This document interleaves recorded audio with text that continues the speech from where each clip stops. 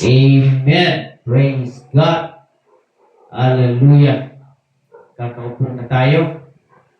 Praise the Lord. Habang, amen. Good evening. Good afternoon for tomorrow. Praise God. Salamat sa Panginoon.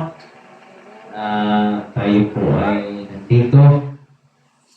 Praise God. Next ko lang po basahin muli ang Luke chapter 16 verse 19 up to 31.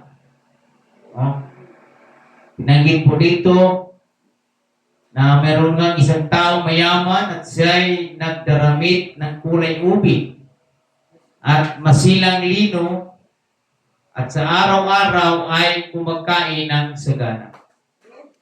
At ang isang pulubi na ang pangalay Lazaro, lipos ng mga sugat, ay inilagay sa kanyang pintuan at naghahangad ng mapakain ng mga mumo na nangaguhulog mula sa dulang ng mayaman.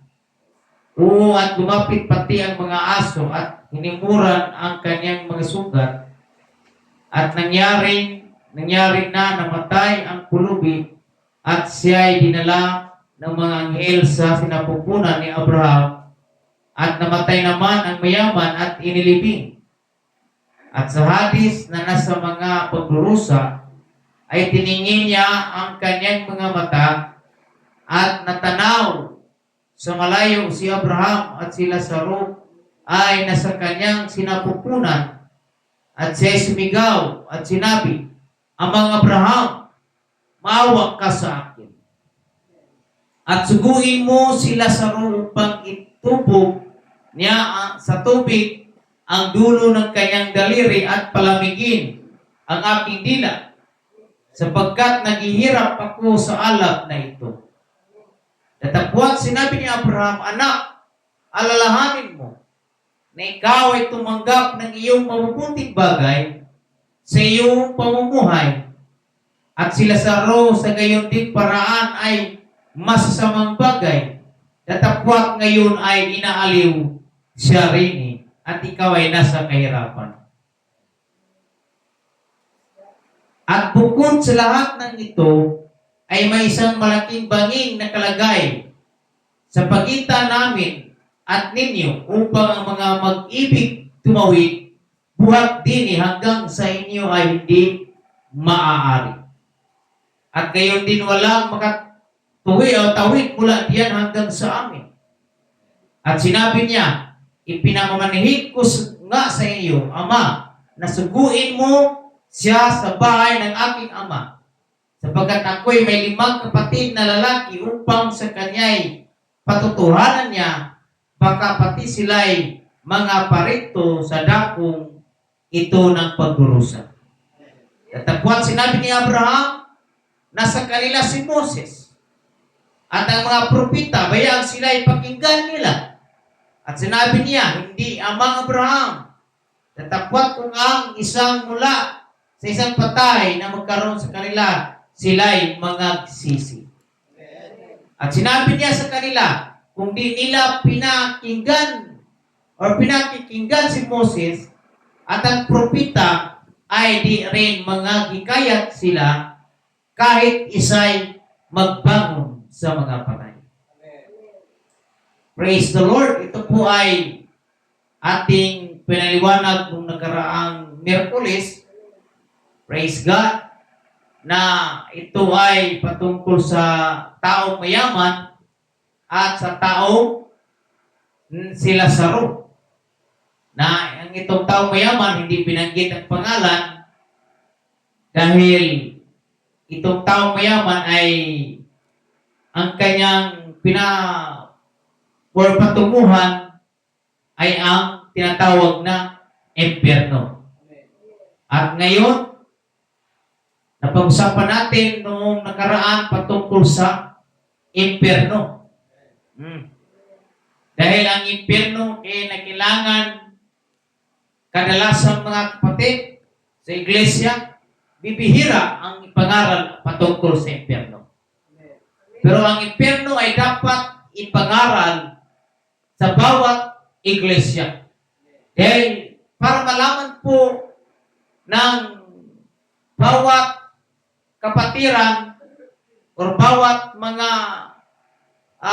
tinatawag ng iglesia na ang impyerno ay hindi haka-haka lamang, Brother Robert. Hindi po ito katang-isip lamang, kundi ito ay patungkol sa tinatawag na haleluya, puntahan sa mga taong hindi sumampalataya sa ating dakilang Panginoon. So ituloy lang po natin ito, no? Na Abraham answered, they have the prophets, let them listen to them. What happens if they are not willing to share the gospel? Na sabi ni Abraham, hayaan mo sila. Dahil meron ng mga propita na pinadala ng Diyos. Nandoon na si Moses at ang mga propita. Nandoon na ang mga lingkod ng Diyos. Hindi pwedeng ang patay ay mabuhay at babalik doon at mangaral sa mga buhay. Malabong mangyari na sila'y maniniwala. Kasi nga, pag-usapan nga natin yung may patay na babangon, takbuhan nga yung tao. Oh? How about pa kaya pag mangaral? Praise God. Bayaan, sabi din ng Panginoon. Bayaan sila doon. Dahil meron ng si Moses, nandoon na yung mga propita. Hayaan silang makinig sa kanila. At kung hindi sila makinig, may patutunguhan. Itong taong mayaman nag-request na ayaw ng taong mayaman na sila ay makarating sa kanilang pinaroroonan. So, ating naintindihan at unawaan na ang kaluluwa ng tao ay walang kamatayan. Walang kamatayan. Praise God. Hallelujah. Kaya, ang kaluluwa ay ito ay dapat bigyang pansin, mga kapatid. Ito ay dapat alagaan. Dahil ito po ay mabubuhay hanggang walang katapusan. Kaya nga, nandito tayo dahil inalagaan ang ating kaluluwa. Man shall not live by bread alone, but by every word that proceeded from the mouth of God. Nandito tayo, pinapakain natin yung ating kaluluwa. Nandito tayo dahil gusto nating alagaan yung ating kaluluwa. Dahil itong kaluluwa na to ay walang kamatayan, mga kapatid. Amen. Ito po ay mabubuhay hanggang hallelujah, hanggang wakas, mga kapatid. At ang pinakamasakit lang doon, amen, mabubuhay na ang iyong kaluluwa, praise God, hallelujah. Pero nasa kapahamakan naman, mga kapatid, kung walang Diyos, hallelujah, na iyong pinaglilingkuran. Kaya nga tayong mga anak ng Diyos, meron tayong direction eh. Meron tayong gabay. Meron tayong tinatawag, mga kapatid, na tamang hallelujah, praise the direction sa buhay natin, na ang ating kaluluwa ay mabuhay ng hanggang wakas, mga kapatid. Kaya atin pong ilaan ang ating buhay, hallelujah, sa walang hanggan, doon kasama ang Panginoon. Amen. Hindi doon sa kapahamakan o tinatawag na kapighatian na ang tinatawag na hallelujah, impyerno. Anong mangyari kung ang tao ay hindi sumunod sa Ebanghelyo, ay hindi mabahagian ng Ebanghelyo ng Panginoon, mga kapatid? Their souls, amen, ay mapunta doon sa karagat-dagatang apoy, mga kapatid. Hallelujah! Pag ikaw ay maglingkod sa Diyos, there is heaven to gain, mga kapatid. Kung ang tao hindi maglingkod sa Diyos, nandoon yung impyerno, hallelujah, na mapupuntahan, kapahamakan Itong dalawang ito ay mayroong katotohanan. Hindi haka-haka. Praise God. Hindi lang katang-isip ang langit at ang impyerno. Kaya nga, may nasiyahan ako mga kapatid. Kailan pa ako nag-meeting? Kahapon, Martes. May meeting kami doon sa Sunday School. Praise God. Yung sakyan ay kasi coding ako, nag-drive ako. Sinasiran ko siya na ang impyerno ay totoo at ang langit ay totoo. Pinag-usapan namin ang mundo. Talagang sabi niya, wala nang matino ang mundo. Hindi na matino, lalo na yung gobyerno natin. Praise God. Hallelujah. Sabi ko, sa Diyos ang tayo kumakapit. Amen. Maglingkod tayo sa Panginoon dahil merong langit na nakalaan sa mga tao maglingkod sa Diyos. Pero yung mga tao hindi naglingkod sa Diyos, pero impyerno na nag-aabang sa tao hindi naglilingkod sa Diyos. Oh, sabi ko sa kanya, walang purgatorio. Dalawa lang, langit at impyerno. At yung langit at impyerno yan ay patutunguhan. Yan ay tinatawag na destination ng kaluluwa, mga kapatid. Dalawa lang pilihan ng tao, langit at impyerno.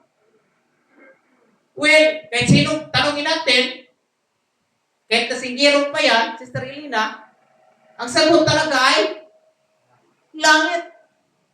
Pero pag impitahin, busy. Impitahin, ayaw. Pag sabihin natin mag-church, sabihin nga, may relihiyon na daw. Ayaw niya mag-born again. Nakala niya born again, ay relihiyon na naman. Praise God. Kaya, pinaliwanag ko sa sinasakyan ko mga kapatid na ang daming relihiyon na hindi tumalima sa katotohanan. Kaya, inipresenta ko sa kanya na itry niya magsimba sa United Pentecostal Church. Hallelujah! Hindi man tayo, amen, perfect na reliyon or perfect na organisasyon. Pero sasabihin ko sinasabi ko sa kanya, yan ay nagtuturo sa katotohanan na mayroong iisang Diyos lamang at walang iba kundi si Jesus Christ, mga kapatid. Praise God. Maganda yung mag-share din tayo, Sister Mil, Sister Marcusa. Marcusa naman. Sister TC. Oh. Praise God. Talagang tumatanda na talaga kayo, no? Oh. Praise the Lord. Nasabi ko na tinatanong ko siya, paano mo paliwanag ang ama? Oh. Sabi niya, kasi ang ama daw at yung anak, isa lang. Sabi ko, paano mo paliwanag yung ama at yung anak? Kasi sabi niya, bago nilikha ang langit at ang lupa, nandoon na yung anak. Ganun ba? So kung may ama, may anak, ibig sabihin dalawa sila. Kinukuha ko muna yung kanyang mind ba? So paano may paliwanag ang pagkaisang Diyos? Sabi niya, yung ama, pinadala yung anak para tubusin ang ating kasalanan. Sabi ko, Brad, ganito yan. Walang pinadala. Kasi sa Timoteo 3:16 na ang Diyos ay nahayag sa laman. Yung ama natin nagpakatawang tao. Kasi tanda natin, yung ama natin, espiritu yan, walang dugo, walang laman, walang puto. Ang sa Hebrewanon, ang kasulatan doon na kung walang pagtagas o pagpunas ng dugo ay walang kapatawaran. Kaya anong ginagawa? Nagpakatawang tao siya para magkaroon ng dugo. For the ransom for many, once and for all. Amen? Hallelujah! Kaya, Pinaliwanag ko sa kanya na hindi pwedeng magpadala. Siya mismo nagpakatawang tao. Kaya pag sinabi natin isang Diyos, isa lang ating Diyos, isa lang ating Ama, nagpakatawang tao lang kaya tinawag siyang anak. Hallelujah! Praise God! Sumigaw na si Gigi. Praise the Lord. Gising na. Hallelujah! Praise the Lord! At kinakailangan natin na ating malalaman ang katotohanan. Dahil ang daming mga magtuturo din, maraming mga pastor din na di nila alam ang katotohanan. Di nila alam ang tinatawag na katuruan patungkol sa doktrina, mga kapatid. Na nung preaching nung linggo, Sister Elena doon sa Bulacan, na ang pinaka number 1 sa kaligtasan ay pananampalataya sa pagkaisang Diyos. Praise God. Kasi hindi ka talaga maligtas, hindi ka maniniwala na mayroong isang Diyos. Pag iyong paniniwala, dalawang Diyos, useless ang iyong bautismo. Kahit ilang bisis ka pa mabautismuhan. Pag iyong pananampalataya ay si Adan pa din yung Ama. Baliwala. Binautismuhan ka na, pero yung paniniwala, si Adan pa din. Walang pagbabago. Praise God. Na mas maganda na meron tayong tinatawag na bautismo na kasama na yung pagbabago ng ating kaisipan. Amen? Praise God. So, bakit sinasabi ito mga kapatid? Dahil kailangan natin i-share, ibahagi ang katotohanan. Dahil merong impyerno sa mga taong ayaw tumalima sa salita ng Diyos. Kaya tayong mga anak ng Diyos, tayong mga Kristiyano, Apostolic Christian, baptized in Jesus' name, ibahagi talaga natin ang katotohanan.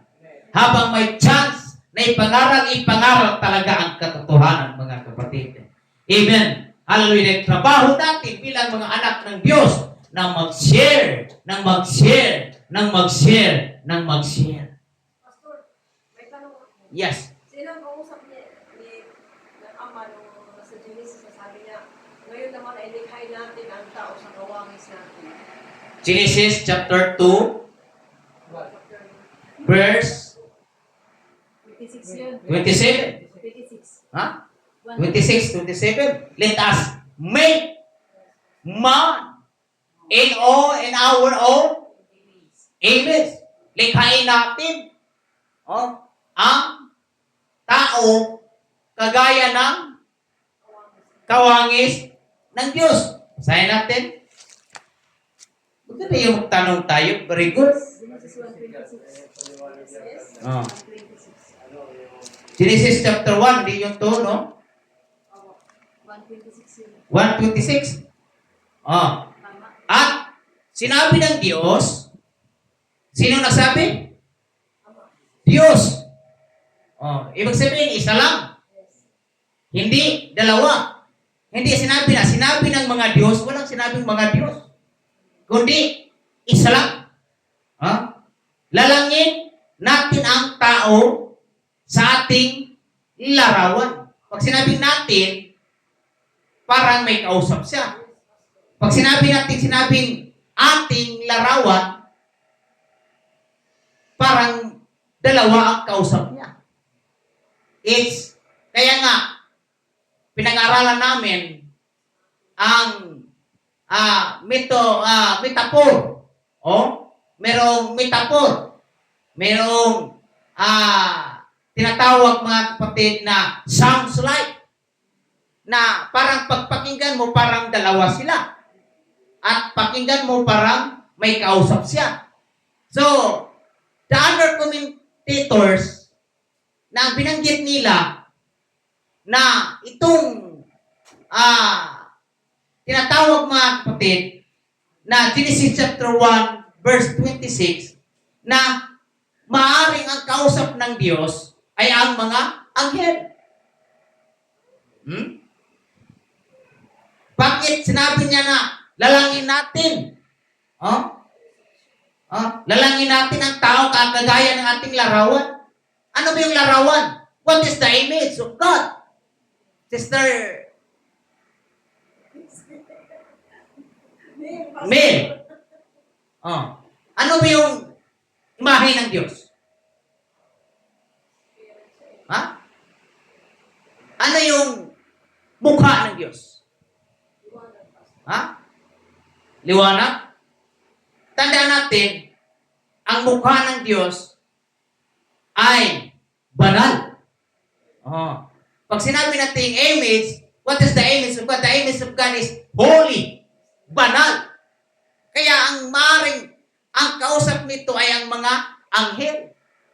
Oh? Naputol kita dyan, Pastor. Oh. Di brother at Pastor Nestor kasi, Mm. yung taga-Congo, nag-sharing kami dyan ng Bagjal. Oh. Ang lalangin natin sa ating larawan ay yung salita. Oh. Yun ang paliwanag ng mga sa atin.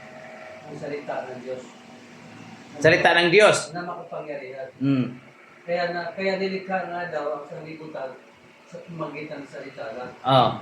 Yun ang paliwanag ni Pastor Nestor. Yun ang explanation. Iba-iba ang explanation ng pastor. Oh. But ito yung tinatawag na explanation. Kasi dalawa yung explanation ko nito eh. Kasi sa commentators, ang daming commentators, lalo na itong Bible, hindi talaga sinulat lahat, na ang kanyang kausap nito ay ang kanyang mga anghel. Sa Hebreo. Oh. Oh. Kasi God is holy. The angels, His angels is holy. Oh. At pangalawang explanation ko nito na ang Diyos, ang kausap niya ay ang kanyang sarili mismo. Ayun na nga. Oh. Salita. Ang sarili niya mismo. Words. Oo. Di ba? In the beginning was the Word. And the Word was with God. Yan Ah. ang Oh? And the Word was with God.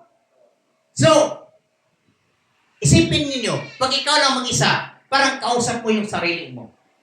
Naplano ka, ito ang gagawin ko. Sino kinakausap mo? sarili.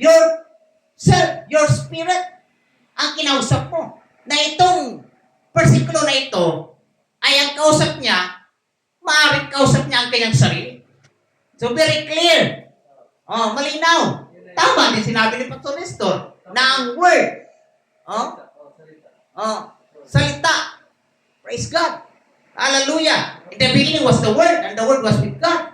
And then, kumbaga, bago siya gumawa, inupuan muna ng Panginoon. Anong inupuan niya? Pinaplano niya muna. Kasi pag ang Bible kasi, bago ang next verse, mahabang panahon yan. Oh. Kasi pag sinulat lahat yan, hindi kasya sa isang libro. Kaya ang ginawa nito, pinalano ng Panginoon, nagplano ng Diyos, kausap niya kayo sarili, and then, pagdating ng tamang panahon, verse 27, at nilalang ng Diyos ang tao. Sino naglalang? Diyos ang tao sa kanyang sariling larawan. Wala siya sinabing, larawan natin sa kanyang sariling larawan. Mga larawan or kasama natin. Oh?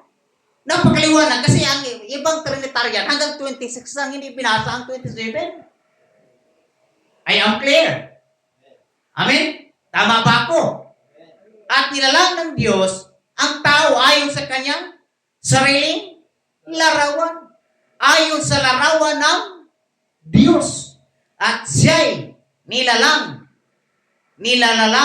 niya sila na lalaki at babae. Kaya maliwanag na walang Yung words kasi, Oh. kapangyarihan. makapangyarihan. Yung salita. Ang nilalang ng Diyos ay lalaki at babae. Walang bakla. Walang tomboy na nilalang ng Diyos. lalaki at babae. Oh. Sino naglalang? Ang Diyos. Oh, napakalinaw. So, malinaw na isa lang ang Diyos. Oh. Hallelujah. Huwag nating lituhin ang sarili natin. In the beginning, ito lang Biblia. Genesis chapter 1, verse 1. In the beginning, God created. Oh, in the beginning, pasimula pa lang, ay ang Diyos. Ibig sabihin, isa lang. Hindi dalawa. Amen? Hindi dalawa. Hindi wala siyang ibang kausap. Kaya malinaw. Sini-explain ko na kanina na maaring ang commentators, kasi hindi ako nagbase sa sarili ko lang, the commentator says, maybe he is talking for his angels. Kausap niya ang mga anghel. And second explanation, he's talking by himself. Oh? Maliwanag po ba? Na ang kausap niya ay ang mga anghel at ang kausap niya ay ang kanyang sarili. Praise the Lord.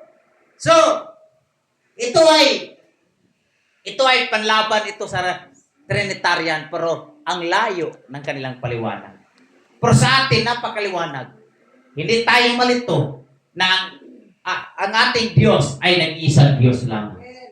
Hindi dalawa ang Diyos, hindi tatlo. Iisa lang ang Diyos, mga kapatid. Kaya dapat ipangaral natin ang katotohanan na iisa ang Diyos. Hindi pwedeng maaaring naging dalawa ang Diyos. Praise God. Minsan kasi, hindi natin pwedeng iliteral ang pagbabasa natin ng Bible. There is a sounds like. That's why we study the metaphor. Nandoon yung parabole.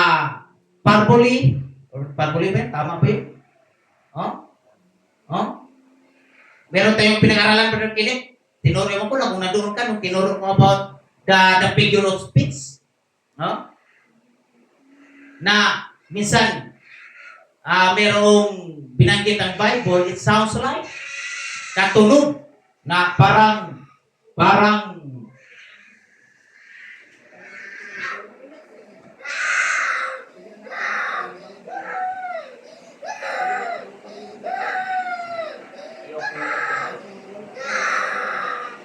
nagising yan kasi. Praise the Lord. Ayaw maniwala kay Josh. Praise the Lord. Everybody say praise the Lord. Palakpakan muna natin ang ating Panginoon, mga kapatid. Ang ganda ng, alam mo, pag Wednesday, dapat talaga ang mga kapatiran nandito para matuto eh. Dito tayo hinahasa eh. Dito yung ina-explain ng mabuti. Praise God. Hallelujah. Pero, yung ibang kapatiran talaga, walang panahon pag Merkulis. Kasi Merkulis din, nasa trabaho. Pagod na. So, nadaig sa pagod at nadaig sa schedule ng mga kapatid. Hallelujah. Amen. Pero para sa mga talagang disipulo ni Kristo, tayo, mga disciple tayo ni Kristo, hindi tayo makontento na linggo lang makakain ng ating kaluluwa ng Word of God.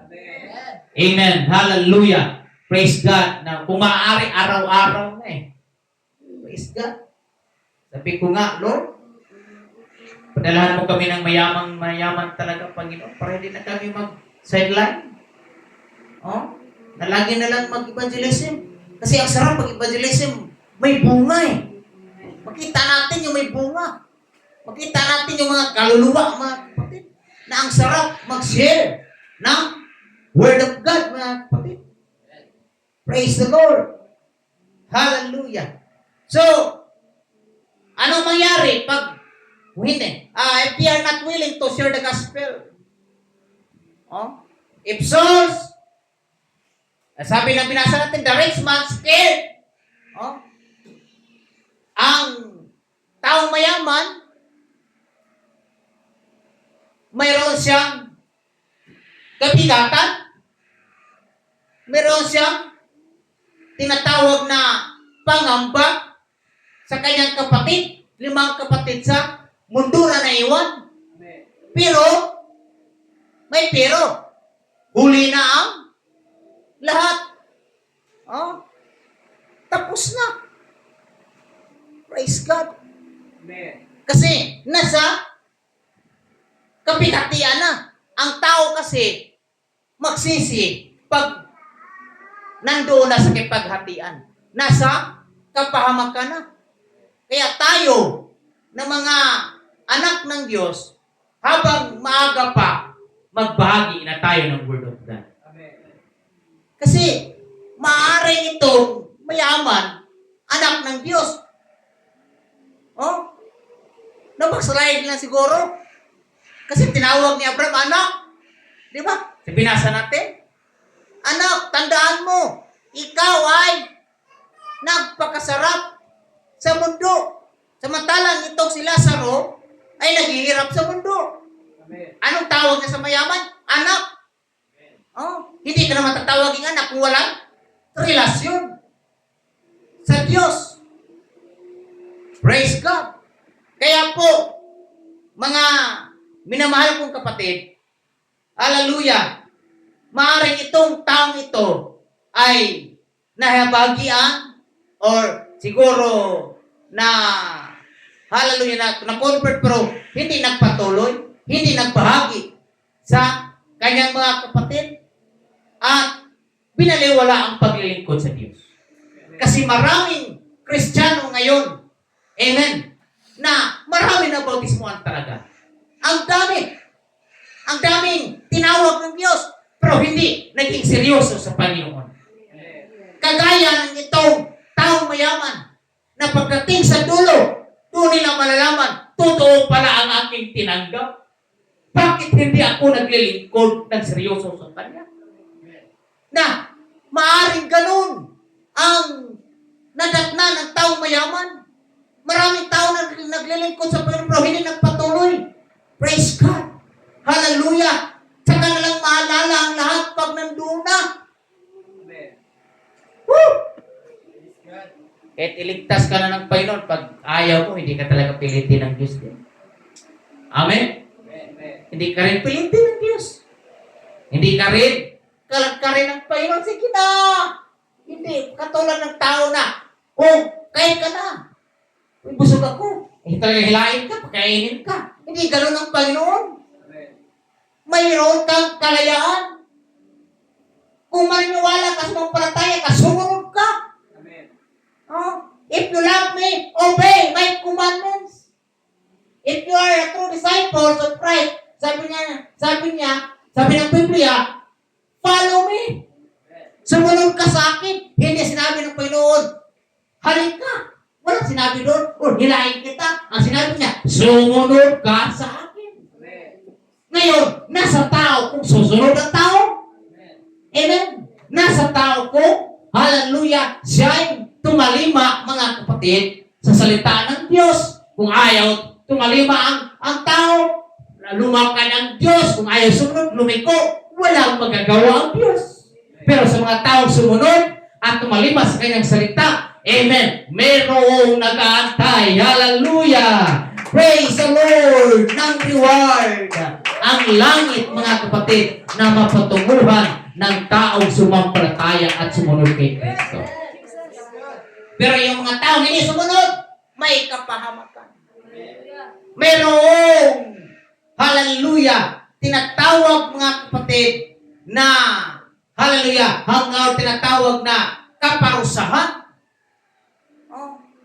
If the souls are rich, kung ang kaluluwa ay naabot, it will be because other went to them.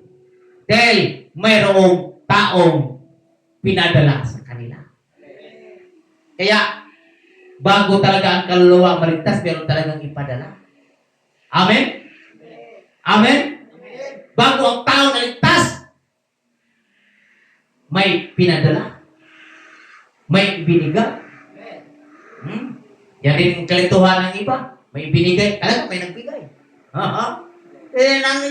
Yun ang anong trinitarian eh. Pag ibinigay ibinigay ang puntong anak, ibig sabihin may nagbigay. Hindi nila alam. Praise God. Yung sinasabing ibinigay ang kanyang sarili. Yan yung tamang explanation. Amen. Dahil sa sa Colossians, I think Colossians or Ephesians, na He commanded Himself by His love. Inutusan niya ang kanyang sarili dahil sa kanyang pag-ibig. Amen. Hindi pwedeng magbasa lang tayo sa isang versikulo na hindi natin malalaman. Oh, pag John 16, yan lang ang basahin natin. Hindi tayo magbasa sa ibang verse. Oh, pag sinabing ipinigay ang bugtong, pag sinabing bugtong, nag-iisa lang yan. Oh, pag sinabing bugtong, hindi pwedeng dalawa.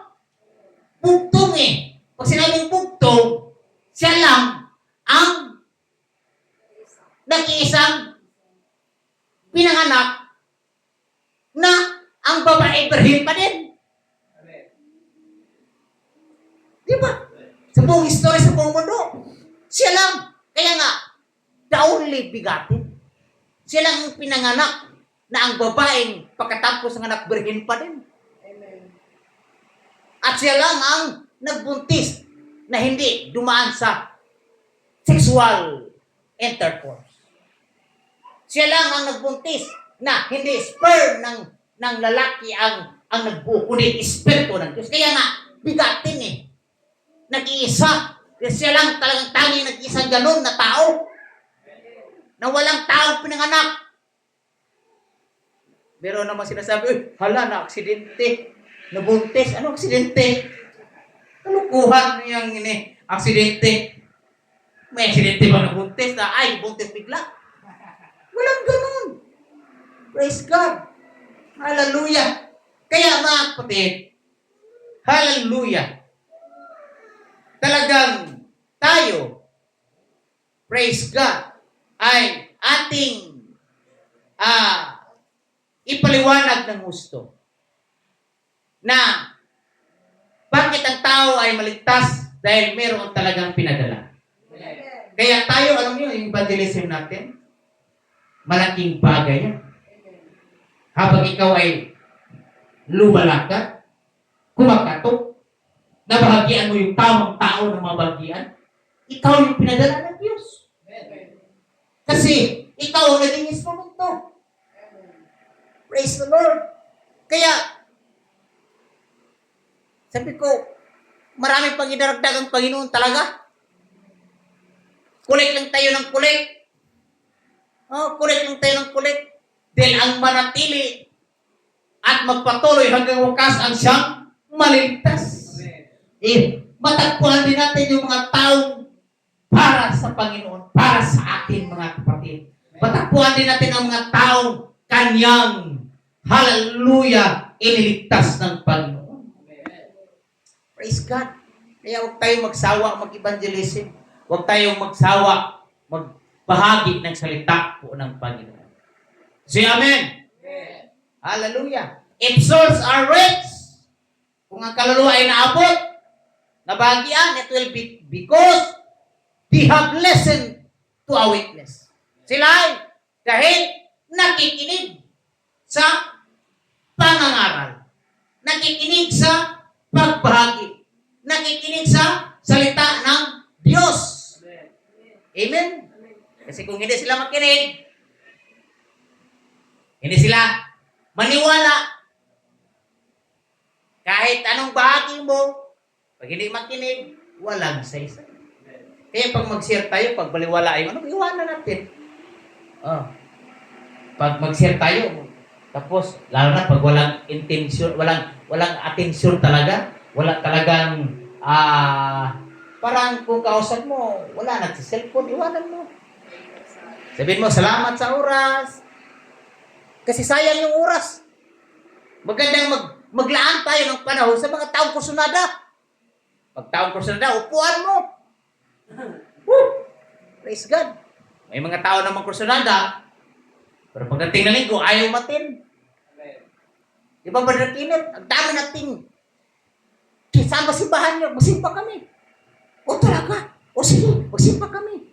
O, sabihin nyo lang sa akin, pag may simbahan na kasi magsimba kami. Pagdating ng meron na tayong simbahan, hindi nagsimba. Akala mo, totoo. Lahat ng kanilang ginagawa, sinasabi, naka-record yan. kung maabutan sila ng Panginoon, at dalawa yun eh, at maabutan ng kamatayan na hindi naglingkod sa Panginoon, i-review ng Diyos eh. Tiyuk! May screen ng langit. Amen. Oh, Panginoon, bakit ako na imperno? Ito, tiyuk! Habang kumakatok si Sister Elena, Sister Casey, Amen. Brother Kenneth, ano si Pastor, Sister Min. Binagsakan ng pinto. Oh, binagsakan ng pinto. Muntik pa nga naipit yung paa ni Brother Robert. Oh, tingnan mo. Oh, sinishare mo yung binigyan ka ng tracks. Ligtas ka na ba? Or yung pasaporte papuntang langit. Tinanggap ko nga, pero nung tumalikod na yung nag-share, kikumot-kumot. Tinapon. Nilukot mo, tinapon. Hindi mo binasa. Kaya, walang takas ang tao. Ang taong nasa impyerno, walang takas. Kaya, nandoon, ang taong ang kaluluwang nasa impyerno, puno ng pagsisisi. Dapat pala, naniwala ako. Naligtas ka na, nabautismuhan ka na, umiyak ka na dito, pero hindi ka na patuloy. Dapat pala napatuloy ako. Dapat hindi ako nagpadaig sa problema at pagsubok. Amen? Amen. Salamat sa grasya at biyaya ng Diyos. Grasya lang talaga na nandito tayo nagpatuloy. Hallelujah. Grasya lang talaga na tayo'y nakatayo pa din. Oh, but by the grace of God, na tayo'y naligtas. Ang daming napapahamak, mga kapatid. Ang daming nahatak ng kaaway. Nakinig sa kaaway. Kaysa pinakinggan pa ang salita ng Diyos. Dalawa kasi yung boses eh. Boses ni Satanas, boses ng Diyos. Kung makinig tayo sa boses ng kaaway, kawawa tayo. Amen? Hallelujah! Kawawa yung ating kaluluwa. Praise God! Hallelujah! So, it will be because they have listened to a witness, to a preacher or the word of God. Here is described using the following words. Amen? Praise God! So, ano yung istorya na ating, hallelujah, nalalaman ito? Merong bangin, the lowest pit, merong pagitan, or merong mababang lugar. Hallelujah! Na doon ang mga taong naghihirap, mga kapatid. Ano pa? Merong worm diet nut. Ano yung worm diet nut? Mga uod na hindi na matay. Grabe. Pero mo, may uod na hindi na mamatay. Kahit gano'ng kainit. Ni-required. Or nilagay talaga doon niya sa impyerno para sa kakainin yung laman ng tao. Say amen? Say praise the Lord. Ha? Mayroong uod na hindi na mamatay. Kasi yung kaluluwa natin, lalagyan ng katawang hindi na mamatay. Pati yung mga taong makasalanan. Ano sabi ng Biblia sa pahayag? Nang lahat ng tao ay babangon. Lahat ng taong nangamatay ay babangon. Yan ay sinasabi ng Biblia. Lahat ng nangamatay babangon at haharap sa final judgment. Pagbabangon yan, mayroon siyang katawan. Yung katawan niya na palupa, bumalik sa lupa. Bibigyan ng katawan. Yung kaluluwa na yan, lalagyan ng laman. At yung laman na yan, yun ang kakainin ng uod na yung uod na yan hindi namamatay. Grabe. Kung ating isipin, grabe. Parang nakakatakot, parang ayaw natin. Praise God. Hallelujah. May uod na hindi namamatay. Kakainin yung laman. Oh, praise God. Ano pa? Fire is not quenched. Ang apoy hindi na mamatay. Hindi napuputol. Praise God. Oh, yan yung apoy na hindi na napuputol. Ano pa? May tinatawag na outer darkness. Praise the Lord. Mayroong outer darkness. Ano pa? Furnace of fire. Woo! Gaano kainit yan? Furnace of fire. Hindi lang yan apoy na kagaya ng pinagsaingan natin. Kung maalala mo yung Shadrach, Meshach at Abednego, na yung apoy, tinubli yung init 7 times. Na malayo pa nga yung buhat ni Shadrach at ni Meshach at Abednego, malayo pa sila, pero yung mga taong guard na buhat sa kanya para itapon doon sa furnace of fire, namatay yung mga guard, nasusunog sa sobrang init. That's what we call furnace of fire. Sobrang init, 7 times. Kainit. Ang langit kaya, ang impyerno kaya, gaano kaya tinubli ng payong kainit. Ang Bible, karagat-dagatan. Maglangoy ka doon. Woo! Langoy! Hindi daliri lang. Hindi palang. Buong katawan lumangoy. Sa kanagat-tagatang apoy. At puro sigaw. Bukod sa lumalabot ka, nandyan pa yung mga magulong uod na kumakain. Kung itindihin ng tao yan, dapat talaga maglingkod ng tao ng may katapatan sa Panginoon. I think ituro ko ito sa linggo. Darating, hindi ngayong linggo, may bisita tayo eh. Siguro may panahon, may linggo na ituturo ko ito, mga kapatid. Praise the Lord. Para ating, hallelujah, kumbaga malaman ng lahat na kung ano talaga ang impyerno. Ang impyerno ay hindi biro-biro. Dapat ang tao maging, hallelujah, magsumikap ng gusto ang tao para hindi mapunta sa tinatawag na karagat-dagatang apoy, mga kapatid. Palakpakan natin ang ating dakilang Panginoong Hesus. Hallelujah! Ano pa? Merong tinatawag na wailing. Merong tinatawag na weeping. May tinatawag na gnashing of teeth. Merong mga iyakan. Araw at gabi. Grabing iyakan doon. Kung mayroong revival dito, may revival sa impyerno. At ano pa? Gnashing of teeth. Sa sobrang init. Paano pag walang ngipin? Hallelujah. Nandun na. Sa sobrang init, nandoon. Dito siguro yung pastor. Ha?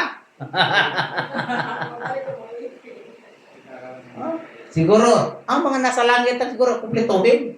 Yung mga nasa impyerno, yung mga kulang kumpletuhin. Di ko pa garantiyan na kumpletuhin. Pag wala kang ngipin, ewan ko lang. Pero sa langit, sigurado, kumpletuhin. Ano sila eh, parang kinakagat nila yung ngipin Oh. nila. Nasinuntit eh. Nasa impyerno. Siguro maaari din eh. Oo. Kung ano man yung parang doon sa langit, ganun din. Doon sa impyerno, kasi palitan lahat ng katawan eh. Palitan. Oh. Kasi, paano sila ano bang Tagalog sa gnashing? Yung magano? Naano ko yun eh, sa yung magngangalit. Nangalit. Magngangalit? O, kinakagat yung ngipin. Huh?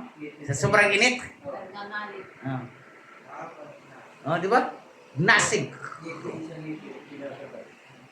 Kung tutunog na yung ngipin mo, pag matulog ka, tapos may gano'n yung ano? Ganon! Praise God! Sobrang init! Lake of fire burning with brimstone! Lake of fire! Pag sinabing lake of fire, hallelujah! Lawa na umaapoy! Kasama yung tinatawag na brimstone, bato. Alam mo, may bato na na-discover sa Mindanao na yung bato na yan galing sa ilalim ng dagat at nung kinuha yung maliit na bato, pagkuha nila sa maliit na bato, nagtaka sila, yung bato na nilagay doon sa tuyo, umuusok. Sabi nila, delikado tong batong ito, makakasunog to. Lalo na ipag-itapon doon sa gasoline station. So, pag ibalik naman sa dagat, okay naman. Oh. Ako naman sa tuyo, umuusok, mag-aapoy. Kaya, hindi malayo yung tinatawag na brimstone. Yung, nandoon yung bato. Mga kapatid na mainit. Kasi darating talagang panahon na yung control ng Panginoon, alisin na yung mga control dyan na yung dagat magiging apoy na din yan. Kaya nga karagat-dagatang apoy. Sa pinag-aralan natin sa elementarya, di ba? Ang gundo ay bilog. At ang lupa, ano yung lupa? 1/4 lang. At ang 3/4 ay moron, water. Oh, di ba? So, gano'ng kaliit ang mundo? Pag ang mundo gugunawin ng Panginoon, sunod. Amen? Hallelujah. Talagang, pero, ang good news dito, hindi para sa atin yan. Yung mga anak ng Diyos, takas na, nandoon na sa langit. In the rapture time, nandoon na tayo. Hallelujah! Praise God! Yun ang magandang good news para sa mga Kristiyanong totoo.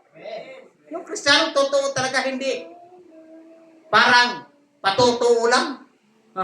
Parang di alam kung totoo ba o hindi. Diba? Yung mga Kristiyanong totoo. Kaya nga, itakas tayo ng Panginoon sa tayong mga anak ng Diyos, mga kapatid. Hallelujah! At ano pa? Tormented day and night forever. Hindi sinabi doon na isang araw o isang linggo. Mayroong mga doktrina na pagkatapos mo may impyerno, mamatay ka na. Wala na. Parang sa Minister Trump pag may impyerno na, parang usok lang, wala na. Uy, hindi ganaw ng Biblia. Hanggang walang katapusan. Walang hanggan. Ang paghirap. Tormented Pag sabi tormented from the word torment. From the word. Iba kasi sa atin, mababaw na yung pag i-torment ka, parang huwain yung tainga, pakuan yung paa. Diba tinatormented ka ba, sobrang sakit, pero pinahirapan ka pa talaga. Mababaw lang yun. Pero pag sinabing itong tormented sa impyerno, day and night, hindi lang isang araw, isang gabi, pang walang hanggan, na naghihirap ka talaga. Hindi lang tainga ang nahiwa, kundi buong katawan sinunog. Pero pastor, pagpipiliin daw eh. Ha? Sabi raw, doon sa kwento nila. Pagpiliin ko, saan gusto mo? Sa apoy o sa lamig? Sabi raw, sa lamig, pininta raw sa lamig, maangal din. Nilagay sa apoy, ayaw ko na mainit. So malaki namang kalukuhan yung doktrina na yan. Out of context, wala sa Bible. So hindi tayo pwedeng lumayo sa Biblia. Oh. Maraming kwento, alam mo, ang tao maniwala pa sa kwento sa Biblia. Kaya umaasa sila sa ganun eh. Oh. Hindi nila paniniwalaan yung tamang katuruan. Ano pa? Underworld. Oh. Oh. Pag sinabing underworld, oh, wala nang mundo doon. Oh. Or sinabing nating underworld, nasa ilalim ng mundo. Kaya ang impyerno ay nasa ilalim talaga ng mundo. Amen? Ang impyerno doon sa langit, sa taas. Ang impyerno nandito. Yung nilalakaran natin, ilalim nito, apoy. Walang katapos ang apoy yan. Kaya nga, minsan, pumuputok yung mga bulkan dahil sa sobrang init na excited na sila. Malapit na talagang babalik ng Panginoon. Kahit sa mundo, mayroong bulkan pumuputok. Puti kung mahiwaga yan o Pilipinas lang na mayroong bulkan na pumuputok. Hindi. Kahit saang bansa ka, mayroong bundok na pumuputok. Ay, bulkan. Saan nagaling ang apoy? Oh? Di ba? Pag mag-alboroto, siguro sa sobrang daming namatay. Alala niyo yung saan ba yun? Na sobrang daming namatay. Bilang may pumutok sa may bulkan pumutok. Kasi ang daming perno pag may isugba. Diba? Pag magprito ka, mag-ano ka, malinis man yan, tahimik man yan, mainit. Maglagay ka ng isda. Or ano ba yung ilagay mo diyan, yung isang hiwang baboy. Ilagay mo diyan. Malburuto. Ganun din ang impyerno, di ba? Mag-alburuto din yan. Pag maraming isugba, maraming ihawin doon. Maraming nahulog ng mga kaluluwa. Oh. Di ba? Praise God. Sa Chronicles, na ang bunganga ng impyerno ay lumalaki. Lumalawak araw-araw. They swallow it. The mouth of the hell is getting big every day. Kasi araw-araw daming namatay. At alam natin na marami talaga mapunta sa impyerno. Kung basahin natin ang Matthew, kakaunti lang ang nakasumpong sa katotohanan. Kakaunti lang ang dumadaan sa katuwiran. At marami ang nagnanais, pero kaunti lang ang nagkakasumpong. At salamat sa kaunti. Woo! Isa din tayo na maligtas, mga kapatid. Isa tayo sa tumakas tayo sa mundong ito. Ayaw natin na mapunta tayo sa karagatagang apoy. Kaya magpatulong tayo sa Panginoon, tayo magpa-distract sa mundo. Tayo magpa-distract sa pulong ng kaaway. Advertise lang ang ginagawa ng kaaway para maging maaliw ka. Ikaw naman din, alam na aliw, ganda. Oh, magpaaliw ka. Buti, ang Panginoon, hindi tao, kung tao sa palit, ikaw pa para kang tigas sa ulo mo talaga. Buti na lang, Panginoon, hindi katulad ko na hallelujah. Praise God. Buti ganun, hindi ganun ang Diyos eh. Hindi tao ang Diyos. Kaya nga, hallelujah. Ang Diyos ay pumunta dito, ang dala niya ay awa at habag. Hindi hatol. Hindi judgment ang kanyang pagpunta dito. Pero may hangganan yan. Amen? Hallelujah, may hangganan. Yes, ang Diyos may bigin, ang Diyos mawain, pero may hangganan ang lahat ng bagay. Hallelujah. Kaya pag habang may panahon pa, maluwag pa, bukas pa ang awa at habag ng Panginoon. Sama-sama tayo. Lord, habagan mo kami. Kawaan mo kami. Grasyan mo kami. At hindi natin pwedeng. Hallelujah. Praise God. Hallelujah. na baliwalain yung offer ng Diyos para sa atin. Dahil merong hangganan yan. Merong expiration date yan. Pag-rapture. Goodbye. Kaya yun ang sinatawag na goodbye, Philippines. Pag-rapture, wala ng second chance. Amen. Kagaya ng time ni Noah. No second chance! Noah! Ang dami na nagtawag kay Noah. Pero nangangaral si Noah. Oh, pasok kayo sa arka dahil may ulan. Tawanan lang, ha? Busy kami mag-asawahan. Busy kami magpatayo ng building. Busy kami magpayaman. Busy kami magkainan. Busy kami maginuman. Pero noong na meron ng tubig paliig na, Noah! Kahit mga kamag-anak, mga kumpare. Sabi ni Noah, pasensya na.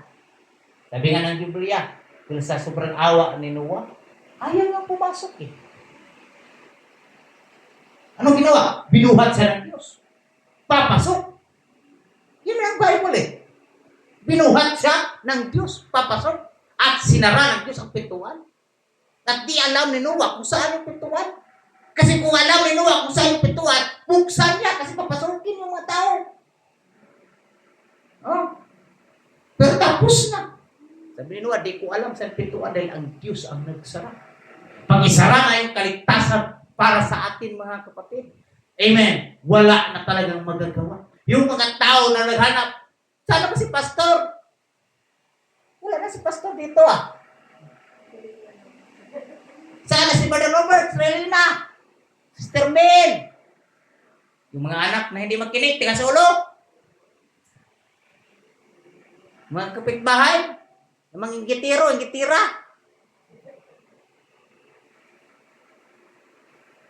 Hanapin ka yan. Pangaralan mo kami, sana. Wala na. Wala nang mga ngaram. Ang pinakamasakit doon, hanapin nila yung kamatayan pero hindi nila matagpuan yung kamatayan. Amen. Praise God. Sige, maraming gusto mamatay na. Mamatay na lang kami pero hindi nila matagpuan ang kamatayan. Maranasan nila yung kaguluhan. Maranasan yung kapighatian. Pero tayo mga anak ng Diyos, nandoon na tayo sa alapap mga kapatid. Hallelujah! Doon kasama ang Diyos!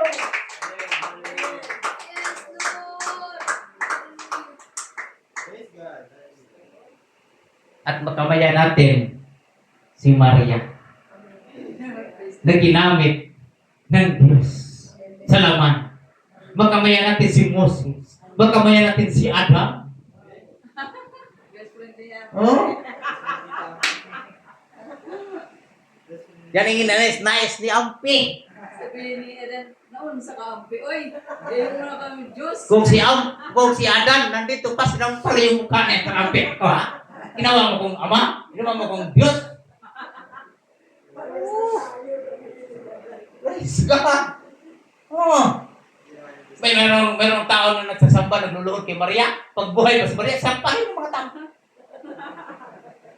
Si Pedro yung merong dumapa sa kanya, numuhod, si Pedro, huwag kang naman, press ng tayong tao. O, di ba? Maraming magsamba na. Ang kagandahan, yung mga taong nauna, aantayin tayo. Wala pa sila sa langit. Hallelujah, aantay tayo, mga kapatid. Kaya huwag tayong magmamagod, huwag tayong magmupaypay ng patuloy, kaya inaantay tayo. Magkamaya natin na si Pedro naman. Si Pedro, si Juan, si Mateo. Praise God. Magkamaya natin si Matias, kapalit ni Judas. Kasi wala si Judas. Oh. Hallelujah. Magkamaya natin. Hallelujah. Si Matthew. Si Juan. The beloved. Oh. Si Lucas. Si Abraham, pastor, saan na yun? Oh. Si Abraham. Magkamaya natin. Oh. Si Abraham, pinapahinga ng Diyos. Hindi nakarating doon sa pangako ng Diyos. Dahil matanda na si Abraham eh. Oh. Si Abraham binigyan ng magandang lugar ng Diyos. Mismo ang Diyos ang naglagay. Kasi hanggang ngayon, di alam kung saan ay nalibing si Abraham. Oh. Abraham ba o si Moses? Mrs. Di ba? Mrs. yata. Magkasigit tayo, banggit dito, pero di pala, iba pala yun. Sa yung ito, sa yung Hallelujah! Everybody say praise the Lord. sa yung ito. Moses, ang hindi nakapasok sa pinanggit kasi ni Bad Sister Mel excited tayo. Abraham, the father of faith. Kaya, excited tayo kumain si Abraham, si Isaac, si Jacob, si host Joseph, the 12 tribes of Judah, the 12 tribes of Israel. Excited tayo. They are the same with us. Tao din sila. Amen. Tao din sila na katulad natin. Kami. Basta paano natin kayo makakilala sila? Ha? Paano makilala? May mga pangalan nito. Ipakilala ng Diyos Baka may natin. nimtag yun, ano? Huwag kayong mag-alala. Ang Diyos mag-introduce. Ladies and gentlemen, ito yung mga Bible character na kung wala sila, amen, hindi kayo magpatuloy.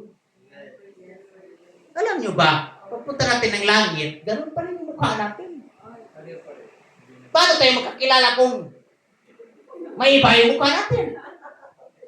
Ang kagandahan lang doon, kung anong edad mo na 18 years old, yung batang-bata ka pa, yung mukha mo, yun ang na hindi katulad ngayon na may kulubot, hindi katulad ngayon na merong butas yung ngipin, puti yung buhok, walang buhok. Kung ano yung bata ka pa, yun ang mukha mo. Yan pala yung sabi, forever young. Oh, forever young. Oh. Kung ano yung mukha ng bata ka pa na grabing kasing kinis ng kutis ni Joshua James. Oh? Ganun yung mukha natin yung bata pa tayo eh. Na walang kulubot. Oh, hindi katulad ng matanda na tayo nga. Hindi. Kung ano yung kabatang-bata ka pa, yun ang mukha mo. Magkakilala tayo doon. Everybody say praise the Lord. Hindi babaguhin yung mukha. Hindi babago yung kaisipan natin kapag kakilala. Yung problema, Pastor, hindi ko nakita yung kabataan ni Sister Mel eh. Makilala mo pa din kahit magbago pa, kahit yung pagkaba. Baka makilala mo yan eh. Imposible naman hindi mo makilala. Sino ka ba? Wala nang salamin doon. Ay, praise God. Dito, pag walang salamin, medyo malabo eh. Oo. Pero pag may salamin, medyo malinaw. Pero sabi nila, may problema yata ang mata mo. Bakit? Kahit anong tingin mo sa wallet mo, wala ka ng laman.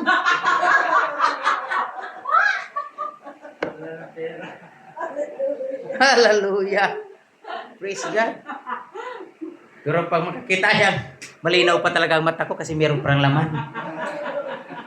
Hallelujah. Palakpakan natin ang ating